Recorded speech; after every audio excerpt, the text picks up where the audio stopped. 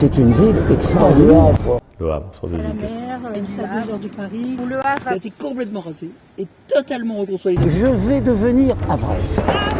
Le Havre. Du port du Havre.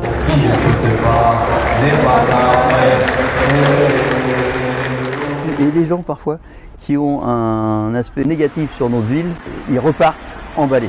Hello, moi c'est Lola et aujourd'hui je vous embarque avec moi à la découverte du MUMA, le musée d'art moderne André Malraux du Havre. Nous allons rencontrer Marie Bazir qui y travaille et qui va nous raconter tous les secrets du musée. Allez, c'est parti! Alors je suis Marie Bazir, je travaille au MUMA depuis une dizaine d'années et je suis responsable du service des publics. Ce qui veut dire que je m'occupe de tout ce qui va concerner nos visiteurs, de l'organisation de visites à l'organisation d'ateliers et autres événements. On accueille entre 80 000 et 100 000 visiteurs chaque année, donc il faut s'occuper d'eux. Et parmi ces visiteurs, il y a des scolaires, mais aussi des individuels, des groupes à qui on propose tout au long de l'année un certain nombre d'activités. Et donc je suis en charge de penser tout ça. Est-ce que tu pourrais nous présenter le MUMA? Alors le MUMA, c'est un musée d'art qui se trouve au Havre, en front de mer. On a la chance de voir la mer à travers les vitres du musée. Ce musée, il a une histoire qui est assez longue. Elle commence en 1845. C'est le moment où le musée des Beaux-Arts du Havre est fondé.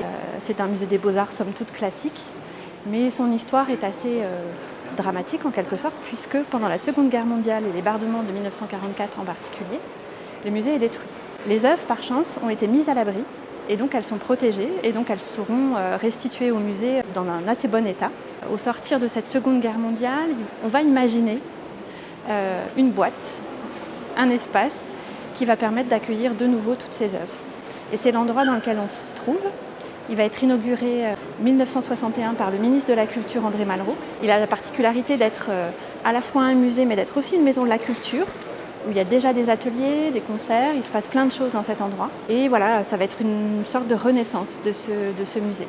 Et ce musée va présenter, et jusqu'à aujourd'hui encore, des œuvres. On en a aujourd'hui 4000 dans notre collection.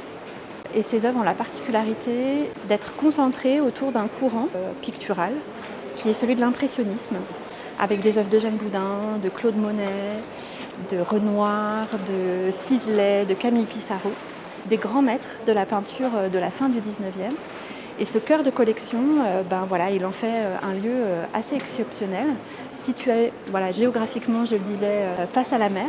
Et c'est comme si, du coup, et on le voit dans les tableaux derrière moi, parce que la mer est le sujet de ces tableaux, il y avait une espèce de jeu de questions-réponses entre les œuvres qui sont à l'intérieur et le paysage qui est à l'extérieur. Et c'est vraiment la particularité de ce lieu, cette espèce de dialogue permanent entre les œuvres qu'on peut découvrir à l'intérieur et l'environnement immédiat. Et ça en fait un musée qui est visité chaque année par plusieurs dizaines de milliers de visiteurs. Alors c'est un établissement important dans le paysage culturel havrais. C'est un établissement municipal. Moi qui vous parle, je suis agent territorial, comme on dit. Je travaille pour la ville du Havre. Et donc on fait partie d'un réseau de musées qui font la dynamique patrimoniale du Havre. Et c'est vrai qu'avec la richesse de nos collections et avec le caractère exceptionnel de ce bâtiment et de sa situation géographique, on accueille énormément de visiteurs par an.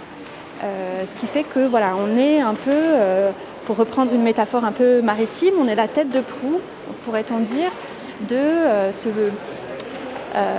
cet ensemble d'institutions culturelles havraises. Alors après, il y a plein d'autres endroits importants et qui font des choses remarquables. Vous avez la scène nationale Le Volcan, par exemple. Mais en termes de beaux-arts, en termes de patrimoine, en termes d'histoire de l'art, c'est au MUMA que ça se passe, je crois. Tu parlais d'impressionnisme, il me semble que la ville du Havre a justement une histoire très liée à ce courant artistique particulièrement. Oui, le Havre en particulier, la région Normandie dans sa globalité. Il faut savoir que celui qu'on considère aujourd'hui comme un précurseur de l'impressionnisme, Eugène Boudin, dont on voit quelques toiles derrière moi, Eugène Boudin est originaire de la région. Il passe une partie de son enfance et de son adolescence ici au Havre. Et c'est ici que naît cette vocation d'artiste, on pourrait dire. En tout cas, c'est ici qu'il commence à dessiner, il commence à crayonner. C'est ici qu'il se fait sa main d'artiste.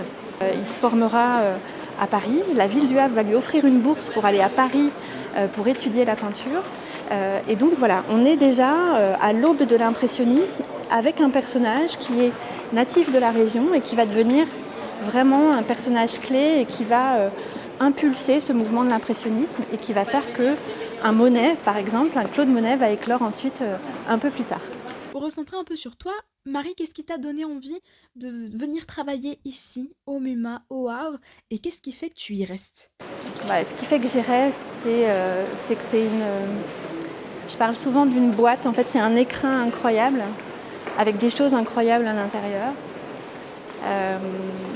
Ça fait 10 ans que je suis là et je suis toujours aussi émue quand je découvre ou quand je redécouvre une œuvre de nos collections ou une œuvre des expositions temporaires que l'on peut présenter. Il y a des œuvres de Boudin derrière moi, il y a un attachement qui se fait à ces œuvres, comme on s'attache à un ami par exemple. Il y a quelque chose comme ça qui peut paraître un peu étrange parce que ce ne sont pas des êtres vivants, mais voilà, aussi étrange que cela puisse paraître, on s'attache à tout ça. On s'attache aux gens évidemment aussi qui travaillent avec nous. Et puis le Havre est une belle ville.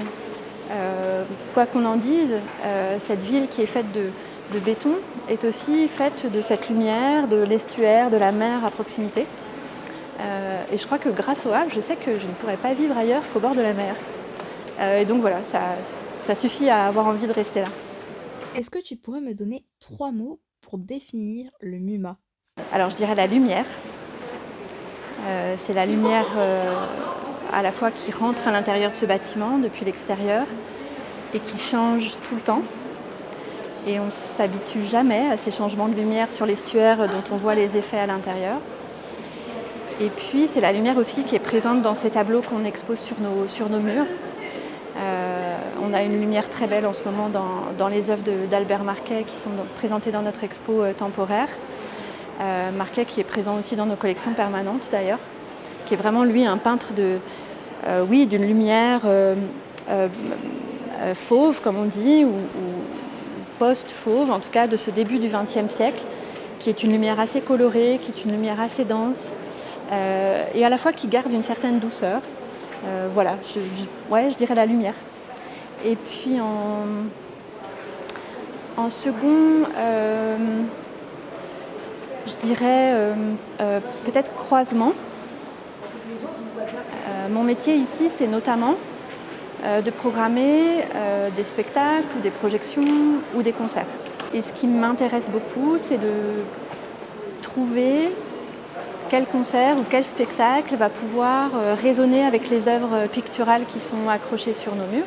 Et donc voilà, je passe mon temps en fait à faire des croisements entre la musique et la peinture, la danse et la peinture, la littérature et la peinture, ou le cinéma et la peinture. Ces croisements, j'espère, permettent à nos visiteurs de mieux découvrir ces toiles qui sont accrochées autour de nous.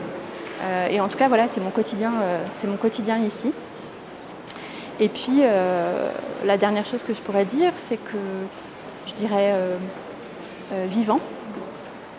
C'est un musée où on accueille pas mal de visiteurs chaque année, où on accueille beaucoup d'enfants toute l'année qui viennent avec leurs enseignants, où on accueille tout un ensemble de publics variés.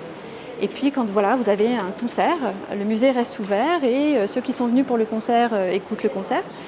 Mais ceux qui ne sont pas venus pour ça découvrent aussi qu'il y a un concert et les choses se croisent et les choses se font assez naturellement et bien la plupart du temps. Et donc on est dans un endroit qui n'est pas une espèce de boîte fermée, c'est pas forcément un sanctuaire, c'est pas un lieu fermé. On essaye en tout cas de faire en sorte que ce lieu soit ouvert au plus grand nombre et on essaye de le rendre vivant. Merci Lola. Et pour finir, voici un petit aperçu du MUMA.